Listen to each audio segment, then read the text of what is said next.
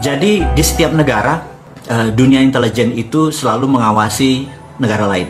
Jadi misalnya di CIA, di Langley, itu yang mengawasi kebijakan pemerintah Indonesia itu bisa lebih dari 10 doktor ilmu kebijakan ekonomi, psikologi, dan lain sebagainya. Jadi kalau ada kebijakan-kebijakan sebuah pemerintah, terutama Indonesia, dia bisa mereview.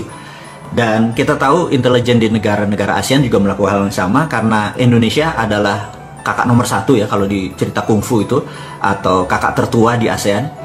Jadi setiap kebijakan yang dilakukan oleh pemerintah Indonesia pasti dimonitor oleh negara-negara tetangga kita. Jadi saya nggak tahu apakah di Indonesia masih segitu sensitif dunia intelijennya atau dunia shadownya. Apakah masih mereview kenapa Filipina kemarin menyatakan mendukung Cina bukan mendukung Amerika.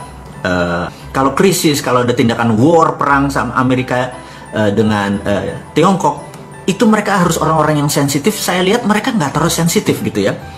Jadi sementara kata-kata sensitif itu kata-kata yang penting, sehingga saya harus mengingatkan sekali lagi kepada para menteri, bukan para presiden, bukan pada Pak Presiden, bahwa kepada siapapun, para menteri, Anda yang dimarahi oleh Pak Presiden, Anda punya rasa, bener nggak? Saya sarankan Anda mundur kalau Anda yang ditarget oleh Pak Presiden. Atau kalau Anda bukan yang tidak ditarget, tetapi Anda merasa Anda tidak mampu, mundur. Karena sekali lagi, kami, rakyat, kita-kita ini sudah capek Indonesia nggak pernah jadi juara dunia lagi. Atau nggak pernah jadi juara Liga Champion. Atau nggak pernah juara Asia. Atau antar kampung aja kita jadi nggak juara ini. Gitu. Jadi saya pikir sebaiknya kalau lagi pertandingan bola, menteri-menteri yang ditarget atau merasa dirinya tidak mampu, mundur gitu ya. Di masa krisis seperti tahun 98, seperti tahun 2008, mengelola negara at crisis itu ada lagi strateginya. Jadi itu ada extraordinary. Sahabat semua, saya mengingatkan saat ini bukan lagi negara atau dalam dunia dalam keadaan krisis atau krisis, tapi dunia at war. Itu kategorinya berbeda. Jadi sahabat semua, saya juga mengingatkan Anda para menteri, mudah-mudahan Anda mendengar live, menonton live video ini atau nanti rekamannya, bahwa yang namanya at war itu berbeda ngelola pada saat ekonomi atau dunia dalam keadaan krisis atau dalam keadaan normal.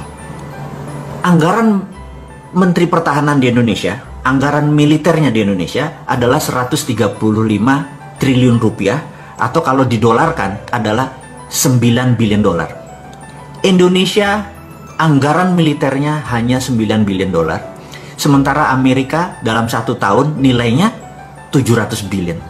Sahabat semua, saya sekedar mengingatkan bahwa jika seluruh anggaran militer dunia digabung, Tiongkok yang 200 billion, Jepang, Korea Selatan, Australia, semua di total, itu masih lebih banyak anggaran militer Amerika. Dan Amerika memang mendominasi militer, mendominasi.